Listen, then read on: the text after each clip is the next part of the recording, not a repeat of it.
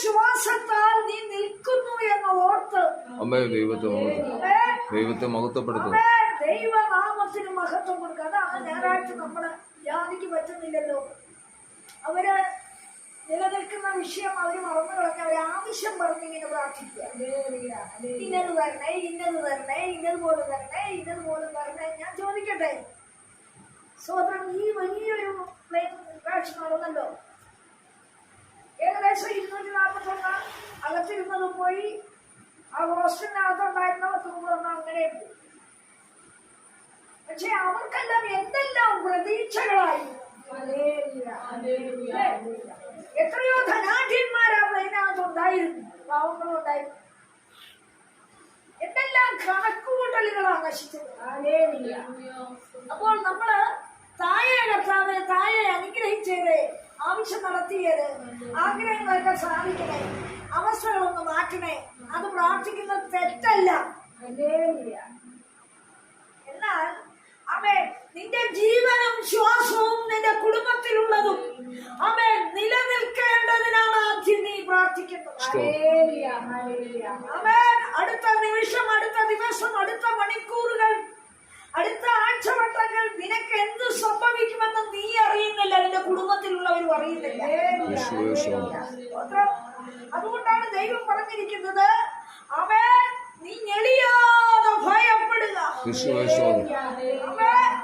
അവൻ പരിശുദ്ധാത്മാവ് പല സ്ഥാനത്ത് പറയുന്നുണ്ട്, നിന്നോട് ഞാൻ സംസാരിക്കുമ്പോ എന്റെ ആത്മാവ് നിന്റെ മേൽ വരും, നീ എന്നെ നിവർന്നു നിൽക്കുവാനോ. ഒരു ദൈവ പൈതലിനെ ദൈവം നിർത്തുന്നത് അവന്റെ വചനത്തിന്റെ ശക്തിയിലുള്ള, അവന്റെ ശക്തിയുടെ ആത്മാവ് ആ വചനം കേൾക്കുന്ന വ്യക്തിയുടെ മേൽ അവൻ പതിക്കുമ്പോഴത്തെ അവന് ബലമില്ലാത്ത സ്ഥാനത്ത് ദൈവം ബലം കൊടുത്ത് നിർത്തുന്നു. അവൻ ഇരമ്യാ പ്രവചനം 4-ാം അധ്യായം അതിന്റെ 1-ാം വാക്യം. സ്തോത്രം.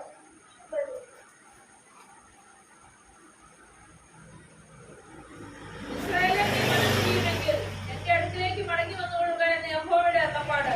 നിന്റെ മ്ലേച്ഛവിഗ്രഹങ്ങളെ എന്റെ മുമ്പിൽ നിന്ന് നീക്കിക്കളയുമെങ്കിൽ നീ അലഞ്ഞു നടക്കേണ്ടി വരികയില്ല. യഹോവയാണ് എന്ന് നീ പരമാർത്ഥമായും ന്യായമായും നീതിയായും സത്യം ചെയ്യുകയും ജാതികൾ അവനിൽ തങ്ങളെ തന്നെ അനുഗ്രഹിച്ച് അവനിൽ പുകഴുകയും ചെയ്യും. യഹൂദാ പുരുഷന്മാരോടും യെരൂശലേമിനോടും യഹോവ എപ്രകാരം അരുളിച്ചെയ്യുന്നു, നിങ്ങൾ മുള്ളുകളുടെ ഇടയിൽ വിതയ്ക്കാതെ തരിശുനില മുഴുവൻ. മതി. ഇവിടെ പ്രവാചകൻ വിളിച്ചു പറയുക, ഇസ്രായേലേ നീ മനം തിരിയുമെങ്കിൽ എന്റെ അടുക്കലേക്ക് മടങ്ങി വന്നു. ദൈവത്തെ അനുസരിച്ചെന്ന് പറയുന്നവർ, ദൈവിക സന്തതി എന്ന് പറയുന്നവർ, വിശ്വാസികളെന്ന് പറഞ്ഞാൽ ഇന്നും ഈ വിശുദ്ധ പകൽക്കാലം ഒത്തിരി പേര് ദൈവത്തെ ആരാധിക്കുക. എന്നാൽ പഴയ മനസ്സും വെച്ച്, പഴയ ശാഠ്യ സ്വഭാവം വെച്ച്, പഴയ അകൃത്യങ്ങളെ കൂട്ടി, പലവിധമായ ക്രോധത്തിന്റെ അനുഭവങ്ങൾ ഉള്ളിൽ വെച്ച് അവയെ ദൈവസന്നിധിയിൽ ചെല്ലരുതെന്നാണ് അവിടെ വചനം. മ്ലേച്ഛ വിഗ്രഹങ്ങൾ. അതെന്താ വാക്യം നമ്മൾ വായിച്ചേ? ഇസ്രായേലേ നീ മനം തിരിയുമെങ്കിൽ എന്റെ അടുക്കിലേക്ക് മടങ്ങി വന്നുകൊള്ളുക എന്ന് യഹോവയുടെ അരുളപ്പാട്. നിന്റെ മ്ലേച്ഛ വിഗ്രഹങ്ങളെ എന്റെ മുമ്പിൽ നിന്ന് നീക്കിക്കളയുമെങ്കിൽ നീ അലഞ്ഞു നടക്കേണ്ടി വരികയില്ല. ഭൂമിയിൽ മനുഷ്യൻ ഉഴന്നു പോകുന്നതിന്റെ വിഷയം, അലഞ്ഞു പോകുന്നതിന്റെ വിഷയം, വേദനപ്പെടുന്നതിന്റെ വിഷയം, ഗതിയില്ലാതെ ശൂന്യമായി പോകുന്നതിന്റെ വിഷയം എന്താണ്? ചില മ്ലേച്ഛ വിഗ്രഹം നമ്മുടെ ഉള്ളിലുണ്ട്.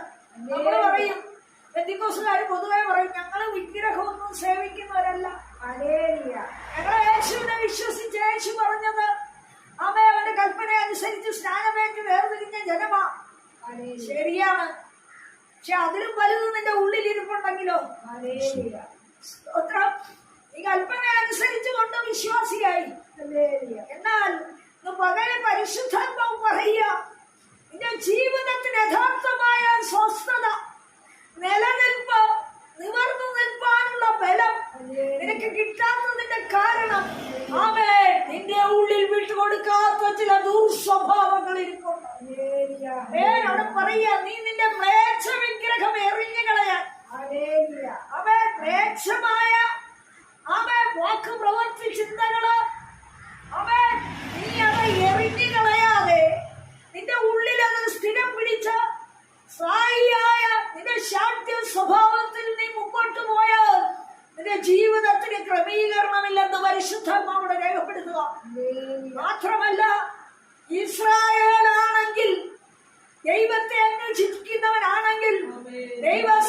വിശ്വസ്തനാണെങ്കിൽ, ദൈവത്തെ അനുസരിച്ചവനാണെങ്കിൽ, ആമേ, നീ മനം തിരിഞ്ഞാൽ എന്റെ അടുക്കൽ വരാൻ സാധിക്കും.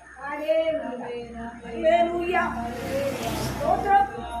ഞാനൊന്ന് പറയട്ടെ, ഇന്ന് വായിച്ച സങ്കീർത്തനത്തില് 102-ാം സങ്കീർത്തനത്തില് ആമേ ഒരു പക്ഷിയെ കുറിച്ചും മൂങ്ങയെ കുറിച്ചും സ്തോത്രം ആമേ പല കാര്യങ്ങളോട് പറയുന്നുണ്ട്. ശൂന്യ സ്ഥലത്തിരിക്കുന്ന മൂങ്ങ, ആമേ വീട്ടിനുള്ളിൽ തനിച്ച് ഇരിക്കുന്ന കുരുകില്, ആമേ അങ്ങനെ പല കാര്യം അതിന് പറയുമ്പോൾ ഒന്ന് ഓർക്കണം, എത്ര ദാഹം വന്നാലും ആമേ ശൂന്യ സ്ഥലത്തിരിക്കുന്ന ആമേ പക്ഷി അല്ലെങ്കിൽ കുരുകില്, ആമേ ഹല്ലേലൂയ, അത് അവിടെ വിട്ടു പോകാതെ തന്റെ ഇണയെ കാത്തിരിക്കുന്നു. ആമേ മരുഭൂമിയിൽ ഇരിക്കുന്ന മൂങ്ങ, വേഴാമ്പൽ ആമേ വേഴാമ്പൽ, അതിന് ഹല്ലേലൂയ അതിന്റെ ഉള്ളിൽ, അതായത് അതിന്റെ കൊക്കിന് താഴെ ഒരു വലിയ ദ്വാരമുണ്ട്. ആമേ അതിനെ ദൈവം അങ്ങനെ നിർമ്മിച്ചിരിക്കുന്നത് സ്തോത്രം ആമേ പെയ്യുന്ന മഴയല്ലാതെ അതിന്റെ ഉള്ളിൽ വഹിക്കാൻ പറ്റത്തില്ല. അപ്പോൾ ആ വേഴാമ്പലിന്റെ ഉള്ളിൽ ആമേ ഒരു സഞ്ചി കൊടുത്തിട്ടുണ്ട്.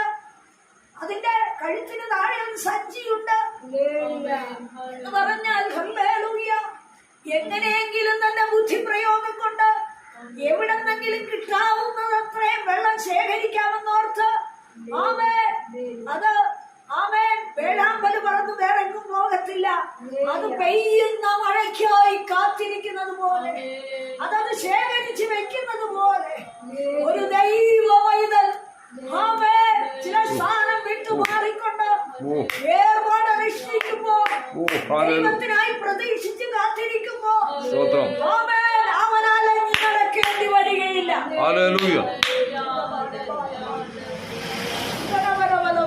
യേശുവിന്റെ നാമത്തിൽ സങ്കീർത്തനക്കാരൻ 102-ൽ പറയുക, പുകയത്ത് വെച്ച തുരുത്തി, ആമേ എന്റെ നാളുകൾ പുക പോലെ കഴിഞ്ഞു പോകുന്നു.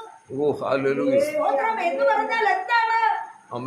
ജീവിതത്തിൽ ഒരു സ്വസ്ഥതയുമില്ലാതെ, ഒരു വിധത്തിലുള്ള അനുഭവം പൂർണ്ണമാക്കാതെ, ആമേ ഒന്നിനോട് മടുക്കുവാൻ വയ്യാതെ, ആമേ ഒരനുഭവത്തിലും തൃപ്തി കിട്ടാതെ, ഒരു സന്തോഷവും നമ്മുടെ ജീവിതത്തിൽ കടന്നു വരാതെ, ആമേ ആമേ പലപ്പോഴും പുക പോലെ നിന്റെ ആയുസ് മാറിപ്പോകുമ്പോൾ, ചാഞ്ഞു പോകുന്ന നിഴൽ പോലെ വർഷങ്ങൾ നീ കടത്തിക്കൊണ്ടു പോകുമ്പോൾ, പരിശുദ്ധാത്മാവ് ഇവിടെ രേഖപ്പെടുത്തുകയാ, നീ അടുത്തു വന്നാൽ ഞാൻ നിന്നെ സഹായിക്കാം. ആമേ നീ മനം തിരിയുമെങ്കിൽ അതിന് എന്തൊക്കെ ചെയ്യണം? ആമേ നിങ്ങൾ മുള്ളുകളുടെ ഇടയിൽ വിതയ്ക്കുന്നത് എന്ന് പറഞ്ഞാൽ, വചനം വിതയ്ക്കുമ്പോൾ മുള്ളായി കുത്തിക്കൊണ്ടിരിക്കുന്ന ചില വിഷയമുണ്ട്. പ്രതികരണം ഇഷ്ടമില്ലാത്തവരാ മുള്ളായിട്ട് നിൽക്കുന്നത്. ഓ ഇതൊന്നും കേട്ടിട്ട് വലിയ കാര്യമില്ല, ഇവർക്ക് ഇതേ പറയാൻ നേരമുള്ളൂ എന്തൊക്കെ പറയും. സ്തോത്രം. എന്നാൽ കർത്താവ് ആഗ്രഹിക്കുന്നത് എന്താ? ആമേ ഹല്ലേലൂയ, ആമേ പുതുതായി നീ ജനിക്കണമെന്നാണ്. നിനക്ക് മാനസാന്തരം പാപബോധം ഉണ്ടാകണമെന്നാണ്. ഓരോ ദിവസവും നീ പുതുക്കം പ്രാപിക്കണമെന്നാണ്. ഹല്ലേലൂയ. നോക്കണം, ശൂന്യത അനുഭവിച്ച ആമേ നിരാശപ്പെട്ട് ബാധിച്ച് നമ്മൾ കിടപ്പിലായി പോകത്തില്ല. ദൈവത്തിനെ ശൂന്യതയിൽ കൊണ്ടുവന്നെങ്കിൽ നിന്റെ മുൻപിൽ ഒരുക്കുന്നു. നമുക്കറിയാം, ഫിലിപ്പോസ് എന്ന നഥനയേലിനെ വിളിക്കുന്നതിന് മുമ്പ് ആമേ ഫിലിപ്പോസ് ഹല്ലേലൂയ ഏത് രൂപത്തിൽ ജീവിച്ചിരുന്ന വ്യക്തി എന്ന യേശുവിനോട് ചേർന്ന് നടന്നവനാ. ആമേ പക്ഷേ ഒരു നഥനയേലിനെ വിളിക്കുവാൻ കരുത്തുറ്റ വ്യക്തിയെ പരിശുദ്ധാത്മാവ് എടുത്ത് ഗസയ്ക്കുള്ള നിർജ്ജന പ്രദേശത്തിലേക്ക് അയച്ചപ്പോൾ തനിക്ക് തോന്നാമായിരുന്നു, ദൈവമേ ഞാൻ നാട്ടിൽ നടന്ന് നല്ല ശുശ്രൂഷ ചെയ്തു, നാട്ടിൽ നടന്ന് നല്ല വിടുതൽ ശുശ്രൂഷ ചെയ്തത്, അവ വിടുതലിന്റെ അനുഭവം എന്നിലുണ്ട്, ഞാൻ പറയുന്നതൊക്കെ സംഭവിക്കുന്നുണ്ട്. കർത്താവേ, നീ എന്നോട് കൂടെ ഇന്ന് പ്രവർത്തിച്ചെന്നെ അനുഗ്രഹിച്ചതല്ലേ? എന്നാൽ ഈ ഒറ്റപ്പെടുന്ന സ്ഥാനത്തേക്ക് നീ എന്നെ അയച്ചതെന്ന്. നിർജ്ജന പ്രദേശത്തേക്ക് അപ്പോസ്തലപ്രവൃത്തി 8-ാം അധ്യായത്തില് ഫിലിപ്പോസിനെ നിർജ്ജന പ്രദേശത്തേക്ക് ദൈവം അയക്കുമ്പോൾ ഫിലിപ്പോസ് അവിടെ എതിര് പറഞ്ഞില്ല. ഓ എന്റെ കർത്താവ്, അവിടെ പോയാൽ ഞാൻ എന്ത് ചെയ്യാനാ? അവൻ എന്റെ ജീവിതം ദുസ്സഹമല്ലേ, എനിക്ക് കുടുംബമില്ലേ, കുഞ്ഞുങ്ങളില്ലേ, ഞാൻ എന്ത് ചെയ്യാനാ? എന്നാൽ നിർജ്ജന പ്രദേശത്തും ദൈവം അവിടെ പൊക്കിക്കൊണ്ടു പോകുമ്പോൾ അവിടെ മിസ്രൈമിലെ അല്ല എത്യോപ്യയിലെ ഷണ്ഡനായ ഭരണാധികാരിയുടെ അല്ലെങ്കിൽ ധനമന്ത്രിയുടെ കൂടെ ചേർന്ന് ധനമന്ത്രിയുടെ വാഹനത്തിൽ കയറിയിരിക്കുവാനുള്ള ഭാഗ്യം അവന് കൊടുത്തു.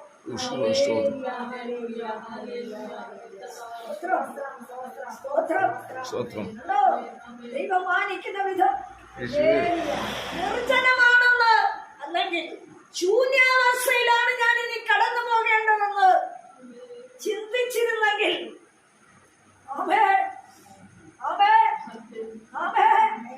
ധനമന്ത്രിയുടെ വാഹനം, അധികാരികളുടെ ഗവൺമെന്റിന്റെ വാഹനത്തിൽ അവന് കയറാൻ പറ്റുമായിരുന്നു. സ്തോത്രം, സ്തോത്രം. മകളിൽ നമ്മളെ ഇരുത്തി ചിന്തിക്കേണ്ട വിഷയമാണ്. കർത്താവേ, അർഹതയില്ലാത്ത സ്ഥാനത്ത് നിന്റെ നാമത്തെ പ്രതി എന്നെ കേട്ടിയിരുത്തിയെങ്കില്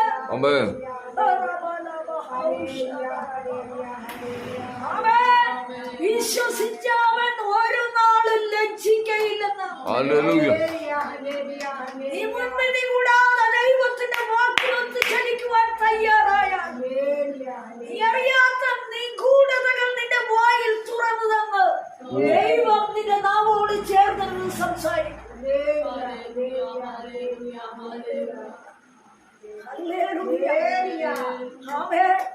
എന്നാൽ മുള്ളുകളായി നിൽക്കുമ്പോൾ ദൈവത്തിന് അവിടെ വിതയ്ക്കാൻ പറ്റത്തില്ല. ദൈവം പ്രവർത്തി അവിടെ വെളിപ്പെടുവാൻ സാധ്യമല്ല. ഫിലിപ്പോസിനോട് ചോദിക്കാം, നിർജ്ജന പ്രദേശത്ത് ചെന്ന് ഈ ഷണ്ണനെ കണ്ടുപിടിച്ചില്ലായിരുന്നെങ്കിൽ ധനാഢ്യനെ കണ്ടു, ധനമന്ത്രിയെ കണ്ടു, ശരിയാ, പക്ഷെ അവൻ മനസ്സലിഞ്ഞില്ലെങ്കിൽ ഞാൻ എങ്ങനെ തിരിച്ചു പോരുമെന്ന് ഫിലിപ്പോസിന് ചോദിക്കാമായിരുന്നു. എന്നാൽ പരിശുദ്ധാത്മാവിന്റെ നിയോഗം ഏറ്റെടുത്തവൻ, പരിശുദ്ധാത്മാവിന്റെ നിയോഗം അറിഞ്ഞവൻ, അതിനെ വിശ്വസിച്ച് ചുവട് വെച്ചവൻ, അതിന്റെ ആലോചന പൂർണ്ണമായി അംഗീകരിച്ച് അനുസരിച്ചതുകൊണ്ട് ദൈവവചനം നിവർത്തിച്ചു കൊടുത്തതിന് ശേഷം പരിശുദ്ധാത്മാവ് അവനെ എടുത്തുകൊണ്ട് അസ്തോതിൽ കൊണ്ടേക്കുന്ന സ്തോത്രം എന്ന് പറയുന്നത് ഓർക്കണമേ. അസ്തോത് എന്ന് പറയും ദേവക്ഷേത്രമുള്ളത്. അവൻ ഏതിന് ശക്തിയുടെ മണ്ഡലമോ അവിടെ കൊണ്ട് ദൈവം ഇടാൻ കാര്യമെന്നാ? നമ്മളാണെ പറയും, അയ്യോ ക്ഷേത്രോ അത് ഇതൊക്കെ ഇരിക്കുന്നിടത്ത് പറ്റത്തില്ല.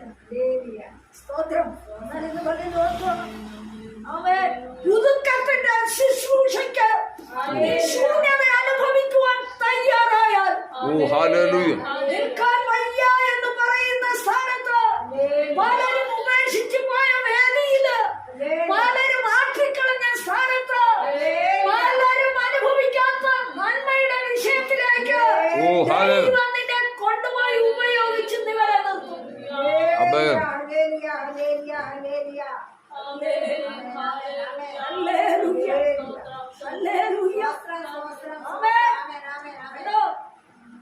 ഷണ്ണന്റെ നന്മയൊന്നും അവന് വേണ്ട. ധനമന്ത്രിയാണെങ്കിലും അവിടെ നിന്ന് ഒരു സഹായം കിട്ടുമെന്നോർത്ത് അവിടെ പറ്റിപ്പിടിച്ച് നിന്നില്ല.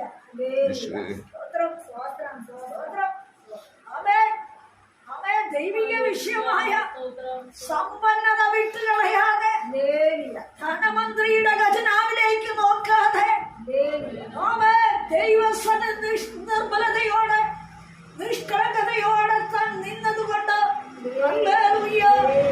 ആമേൻ. ഫിലിപ്പോസിനെ ദൈവാത്മാവെടുത്ത് അസ്തോദിൽ കൊണ്ടുപോകും. അതാണ് ദൈവാത്മാവോട് പറഞ്ഞത്. മുള്ളുകളുടെ ഇടയിൽ നീ വിതയ്ക്കേണ്ട, തരിശു നിലം കൊയ്യാൻ, തരിശു നിലത്ത് വിതയ്ക്കാൻ എന്ന് പറഞ്ഞാൽ എന്നാ? ഒന്നുമില്ലാത്തടത്ത് പോയി ദൈവത്തിന്റെ വേല തുടങ്ങിക്കോ. ദൈവോടെ നിന്നെ പുലർത്തുവാൻ വഴിയൊരുക്കും. നീ നിവരെ നിൽക്കേണ്ട സാഹചര്യം ദൈവം നിനക്ക് വേണ്ടി ഒരുക്കും. നിന്റെ ജീവിതത്തിന്റെ ഉദ്ധാരണം വരേണ്ട അനുഭവം നിനക്ക് തരും.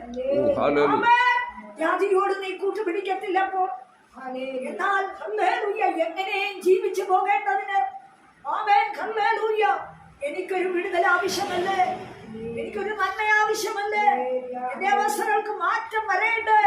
എന്നാൽ അവൻ നിന്നെ അറിയുന്നുണ്ട്, നിന്റെ അവസ്ഥ എന്തെന്ന് അവൻ അറിയുന്നുണ്ട്, നിന്നെ അലട്ടുന്ന അനുഭവം എന്തെന്ന് അവൻ അറിയുന്നുണ്ട്, നിന്റെ അവസ്ഥയിൽ ആമേൻ നീ എന്തൊക്കെ അനുഭവിക്കുന്നു എന്ന് അവൻ അറിയുന്നുണ്ട്. ഹല്ലേലൂയ. അതുകൊണ്ട് ആമേൻ ദൈവം ആമേ അറിഞ്ഞ് ചെയ്ത് വരുന്നത്. സ്തോത്രം. അതിന്റെ 6-ാം വാക്യം, 5-6 വാക്യം, 4-5-6 വാക്യം. സ്തോത്രം.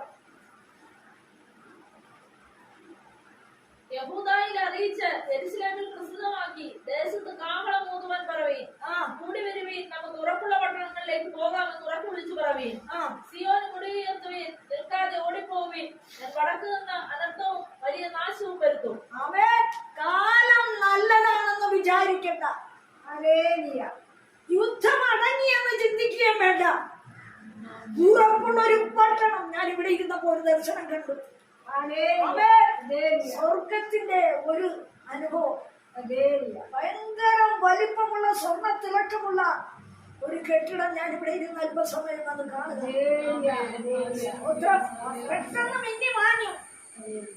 എങ്കിലും ഹല്ലേലൂയ, പകലിൽ പറയട്ടെ, ദൈവവചനത്തിൽ പറഞ്ഞിരിക്കുന്ന അത്ഭുതം ഉണ്ട്. അതാണ് ഉറപ്പുള്ള പട്ടണം. ആ പട്ടണത്തിലേക്ക് നമുക്ക് പോകേണ്ടതുണ്ട്. അതുകൊണ്ട് നീ പറഞ്ഞോ, എന്ത് പറയണമെന്നാ? നീ പറയണം. എന്ത്? യഹൂദയിൽ അറിയിച്ച് യെരൂശലേമിൽ പ്രസിദ്ധമാക്കി ദേശത്ത് കാഹളം ഊതുവാൻ ദേശത്ത് നീ കാഹളം ഊത്. ദൈവവചനം ശക്തിയോടെ പറയുക, ദൈവഹിതം അറിയിക്കുക. ഉറപ്പുള്ള ഒരു പട്ടണം. ആമേൻ. തന്റെ ജനത്തിന് വേണ്ടി, തന്നെ സേവിക്കുന്ന ജനത്തിന് വേണ്ടി, തന്നിൽ വിശ്വസിച്ച ജനത്തിന് വേണ്ടി, ദൈവഹിതം ചെയ്യുന്ന ജനത്തിന് വേണ്ടി ദൈവം ഒരുക്കിക്കൊണ്ടിരിക്കുക. ഭൂമിയിൽ തെരഞ്ഞെടുക്കുന്നവർക്ക് ഇതുവല്ലം വേണോ? എന്താ? ഭൂമിയിലുള്ളത് ഇസ്രായേൽ ജനത്തിന് ദൈവം കൊടുക്കത്തില്ലേ? കൊടുക്കും. എന്റെ ജനതയുടെ പട്ടിണി കഴിച്ച് കൊല്ലുകയാണോ ദൈവം? മാനിക്കും. വചനമുണ്ട്. അടുത്ത് വാ, ഞാൻ അടുത്ത് വരാം. മാനിക്ക്, ഞാൻ മാനിക്കാം. ഇല്ലേ?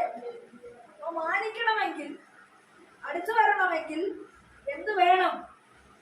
അനുസരണം വേണം. സ്തോത്രം. ഞാൻ മറന്നു നിന്നാലോ അത് മുള്ള. അവേ അതുകൊണ്ടാണ് മുള്ളിനിടയിൽ വിതയ്ക്കണ്ട എന്ന് ദൈവം പറഞ്ഞിരിക്കുന്നത്. അതുകൊണ്ട് നീ കാഹളം ഊതി ദേശത്തോട് വിളിച്ചു പറ, ഉറപ്പുള്ള പട്ടണത്തിലേക്ക് നിങ്ങളെ ഞാൻ കൊണ്ടുപോകാം. ഇന്ന് യുദ്ധക്കരുമകളെ ഓർക്കുമ്പോൾ വെപ്രാളമുണ്ട്. കാരണം വിദേശത്ത് അനേകരെ നമ്മുടെ പ്രിയപ്പെട്ടവര് കിടക്കുന്നു. സ്തോത്രം. അതോർത്ത് നമുക്ക് ഭാരമുണ്ട്. എന്നാൽ മറ്റ് ദുരന്തങ്ങൾ അവിടെ നശിച്ചു പോകുന്ന ജനത്തെ കുറിച്ച് നമുക്ക് ഒരുപാട് ഉണ്ടോ? ആ ദേശത്തല്ലേ എന്ന് പറഞ്ഞാൽ അയൽവാസി ചത്താലും നമ്മുടെ വീട്ടിൽ മരണമില്ലല്ലോ. സ്തോത്രം. സ്വാർത്ഥത. യേശുവിന്റെ നാമത്തിൽ മൂടി വരുവീൻ, നമുക്ക് ഉറപ്പുള്ള പട്ടണങ്ങളിലേക്ക് പോകാമെന്ന് ഉറക്കെ വിളിച്ചു പറവീൻ. സിയോൻ മുറുകിയിരുത്തുവീൻ, നിൽക്കാതെ ഓടിപ്പോകുവീൻ. ഞാൻ കടക്കുന്ന അനർത്ഥവും വലിയ നാശവും വരുത്തും. കണ്ടോ? ഹല്ലേലൂയ. യുദ്ധം ശാന്തമായി എന്നാൽ ഞാൻ പ്രവചിച്ച് പറയുക, ആമേൻ, ദേശം കേൾക്കാത്ത, സമൂഹം കേൾക്കാത്ത രാജ്യങ്ങളിൽ ആമേൻ മുഴങ്ങുന്ന വലിയ യുദ്ധമുറവിളി ആമേൻ അടുത്ത ആണ്ടുകളിൽ സംഭവിക്കാൻ പോകുകയാണ്. ആരുടെയും തല അതിൽ നിന്ന് വിടുതൽ പ്രാപിക്കുന്നില്ല. ആമേൻ, രാജ്യങ്ങളുടെ അറ്റത്ത് ആമേൻ യുദ്ധം നിർത്തൽ ചെയ്തു എന്ന് ഓർക്കണ്ട. സഹിച്ചുകൂടാത്ത അവസ്ഥകളും മാരകമായ വ്യാധികളും ദേശത്ത് പരക്കുവാൻ അടുക്കാറായി. യുദ്ധത്തിന്റെ കെടുമകൾ ഒഴിഞ്ഞു പോയിട്ടില്ല എന്ന് ഓർത്തുകൊള്ളണം. താൽക്കാലികമായ ഒരു ശാന്തതയിൽ നാം നിൽക്കുമ്പോ അത് ഈറ്റുനോവിന്റെ ആരംഭം മാത്രമാണ്. യേശുവിന്റെ നാമത്തിൽ. ആമേൻ. അതുകൊണ്ട് നീ ചെയ്യേണ്ടത് ആമേൻ, ഹല്ലേലൂയ. ആമേൻ. കർത്താവിന്റെ വരവിന് അധികം സമയമില്ല. അവന്റെ വാഗ്ദത്തങ്ങൾ ഒരിക്കലും താമസിക്കയില്ല. ആമേൻ. അവൻ തന്റെ കൂടാരത്തിൽ തന്റെ ജനത്തെ ചേർക്ക തന്നെ ചെയ്യും. എന്നാൽ അല്പകാലം ഇവിടെ നിൽക്കുമ്പോ നീ ദൈവസന വിശ്വസതയോടെ, വിശുദ്ധിയോടെ, ദൈവഭയത്തോടെ, സ്വാർത്ഥത വിട്ടുകൊണ്ട് ദൈവസഭയിൽ എരിവുള്ളവരായി, മുള്ളായി മാറാതെ ഒരു തരിശു ഭൂമിയായി നിന്റെ ഹൃദയം കിടക്കട്ടെ. യഹോവയ്ക്ക് ഫലം കായ്ക്കുന്നവരായി വേർപാട് അനുഷ്ഠിച്ച് കർത്താവിന്റെ ദിവ്യമായ സ്നേഹത്തെ പ്രദർശിപ്പിക്കുന്നവരായി, ദൈവ സ്നേഹത്തിൽ അടിസ്ഥാനമിടുന്നവരായി, ആമേൻ, ദൈവത്തിന്റെ എരിവോടെ നിന്നാൽ നിന്റെ തലകളെ അതിൽ നിന്ന് വിടുവിക്കുവാൻ സാധിക്കും. സ്തോത്രം. യേശുവിന്റെ നാമം. ആമേൻ. എന്നിട്ട് പറഞ്ഞിരിക്കുന്ന കാര്യം എന്താ? വടക്ക് നിന്നനർത്ഥം. എന്താണ് ഈ വടക്ക്? വടക്കെന്ന് പറഞ്ഞ എന്താ? തടുത്തു വെക്കുന്ന സ്ഥലം അല്ല, ഉത്തരഗിരിയായ സിയോൻ സിയോൻ പർവ്വതം. വടക്ക് ഉത്തരഗിരിയായ സിയോൻ പർവ്വതം ദൈവിക സിംഹാസനമുള്ള സ്ഥലമാണ്. ആമേൻ. അത് ഉയരം കൊണ്ട് മനോഹരം. അതാ ഇവിടെ ഇരുന്ന് കണ്ടത്. സിയോനോട് കർണമാണ്. തെക്കാണ് തടുത്തു വയ്ക്കുന്നത്. എതിർമണ്ഡലം തെക്കാണ്. അപ്പോ സ്വർഗീയ സിംഹാസനം ഇരിക്കുന്ന സ്ഥാനത്ത് നിന്ന് എന്ത് വരുന്നെന്നോ? ആമേൻ. വടക്ക് നിന്ന് അനർത്ഥവും വലിയ നാശവും വരുത്തും. ആമേൻ. അപ്പോൾ ദൈവത്താൽ വരുന്ന നാശം, ദൈവത്താൽ വരുന്ന അനർത്ഥം ഭൂമിക്ക് സംഭവിക്കാറായെന്ന പരിശുദ്ധന്മാരോട് രേഖപ്പെടുത്തുമ്പോ എത്ര ഭയത്തോടെ നമ്മുടെ പ്രവാസകാലം കഴിയാനാണ്. ഇഹലോകത്തിൽ നമ്മൾ അവയെ വിശ്വാസിയായി, ജാതികളെക്കാൾ കഷ്ടമായി ആവശ്യങ്ങളും അലട്ടലും ആഗ്രഹങ്ങളും സാധിച്ചെടുക്കേണ്ടതിന് ആരെയും ക്രുദ്ധിച്ച്, ആരോടും എതിരിട്ട്, ആരെയും പകച്ച്, ആരെയും താഴ്ത്തിക്കളയുവാൻ അവൻ അന്യന്റെ നിലനിൽപ്പിനെ തട്ടിക്കളഞ്ഞുകൊണ്ട് ദൈവവചനത്തെ പിറകിലെറിഞ്ഞ് നാം ജീവിക്കുമ്പോൾ ഒന്നോർത്തുകൊള്ളുക, ആമേൻ, കർത്താവിന്റെ വരവടുത്തിരിക്കുക. ആമേൻ. വടക്ക് നിന്ന് അനർത്ഥവും നാശവും കാണാറായി. സിംഹം പള്ളക്കാട്ടിൽ നിന്ന് ഇളകിയിരിക്കുന്നു. ജാതികളുടെ സംഹാരകൻ ഇതാ നിന്റെ ദേശത്തെ ശൂന്യമാക്കുവാൻ തന്റെ സ്ഥലം വിട്ട് പുറപ്പെട്ടിരിക്കുന്നു. ആമേൻ. ഇന്ന് ഓർത്തു നോക്ക്. ആമേൻ. കാടുകളിൽ നിന്ന് മൃഗം ഇറങ്ങി വരിക. കാടുകളിലുള്ള മൃഗത്തെ നശിപ്പിക്കരുതെന്ന് നിയമം കണ്ടിട്ടുണ്ടായിരുന്നു. അപ്പൊ അധികാരികളെ കൊണ്ട് മുദ്ര വെപ്പിച്ചിരിക്കുക, നാട്ടിലെ ഒറ്റ മൃഗത്തെ തൊട്ടുപോകും. നാട്ടിൽ കിടക്കുന്ന മനുഷ്യൻ ചത്തോട്ടം. എന്താ അധികാരി കണ്ണടയ്ക്കാൻ കാര്യം? അവൻ ദൈവം കൽപ്പിച്ചിരിക്കുക. അവൻ എന്ത് സിംഹം പള്ളക്കാടുകളിൽ നിന്ന് അവൻ ദേശത്തേക്ക് ഇരപിടിക്കുവാൻ കയറി വരും. അവൻ കാട്ടിൽ കിടക്കുന്ന സിംഹം മനുഷ്യനെ ഉപദ്രവിക്കുമെന്ന് ദൈവ പ്രവചനമാണ്. അത് നടക്കും. സിംഹം മുച്ചുകാട്ടിൽ നിന്ന് പള്ള